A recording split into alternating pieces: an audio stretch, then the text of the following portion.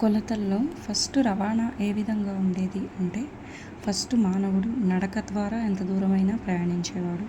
తర్వాత జంతువులను ఉపయోగించడం ప్రారంభించారు. తర్వాత నీటిలో తేలడాన్ని బట్టి పడవలు తయారు చేశారు. అయితే చక్రం తయారు చేసిన తర్వాత మానవు బాగా మారింది. చక్రాన్ని ఉపయోగించి లాగడానికి జంతువుల ద్వారా చక్రం లాగడానికి చాలా రోజులు చక్రాన్ని ఉపయోగించారు. 19వ శతాబ్దం వరకు ఈ చక్రం ద్వారా జంతువులు ఉపయోగించి చక్రం లాగడం ద్వారా ఉపయోగించారు. తర్వాత ఆవిరి ఇంజన్ కనుగొన్న తర్వాత ఇంకా రైళ్ళు ఏర్పడి ఇక్కడ మార్పు వచ్చింది. తర్వాత ఆటోమొబైల్స్ కూడా వచ్చేసాయి. 1990లో విమానాలు ప్రారంభమయ్యి అభివృద్ధి చెందాయి. ఇప్పుడు రవాణా అనేది విమానాల ద్వారా కూడా మనుషులు వెళ్ళడం రావడం ఒక ప్రదేశాలకు అది కూడా ప్రారంభమైంది. 20వ శతాబ్దం వచ్చేసరికి ఎలక్ట్రిక్ రైళ్ళు, మోనో రైళ్ళు, సూపర్సోనిక్ అంతరిక్ష నౌకలు కూడా వచ్చేసాయి. ఇట్లా రవాణా అనేది అభివృద్ధి చెందింది. ఇప్పుడు సాంప్రదాయ కొలతలు. ప్రాచీన కాలంలో సాంప్రదాయ కొలతలు ఉండేవి. మూర అంటే ఇప్పుడు మూర దేనికి కొలత అంటే పూలదండలను మూరల్లో కొలిచేవారు అప్పుడు. అంగ ఒక ఆట స్థలాన్ని కొలవడానికి అంగ అనే ప్రమాణాన్ని సాంప్రదాయ ప్రమాణంగా ఉపయోగించేవారు.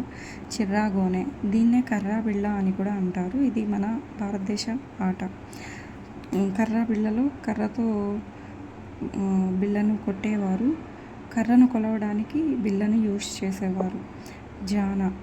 జాన అంటే మన చేతి యొక్క బొటన వేలు నుంచి చివరి వేలు వరకు జాన ఉపయోగించేవారు.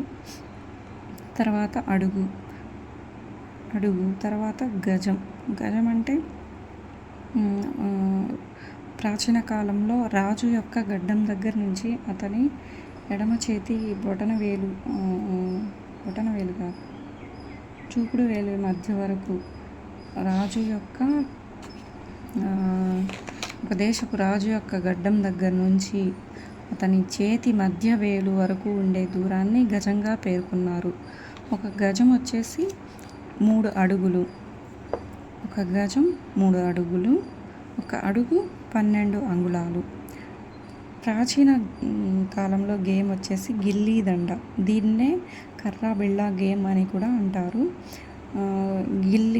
గిల్లి అంటేనేమో బిళ్ళ, దండ అంటేనేమో పొడవుగా ఉండేది కర్ర.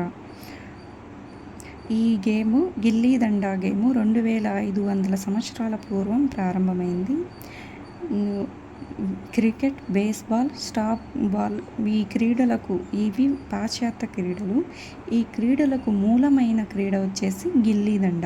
క్రికెట్, బేస్బాల్, స్టాప్ బాల్ మూలమైన గేమ్ గిల్లీ దండ. ప్రమాణాలు, కొలతలు.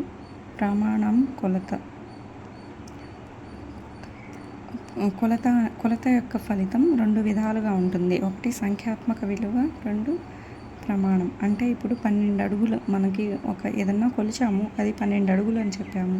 12 అనేది సంఖ్యాత్మకం, ప్రమాణం అంటే అడుగులు అనేవి ప్రమాణాలు, 12 అనేది సంఖ్యాత్మక విలువ. ప్రపంచంలో ఎక్కడైనా ఒకటే ప్రమాణాన్ని యూజ్ చేయడమే ప్రామాణిక కొలత అని అంటారు.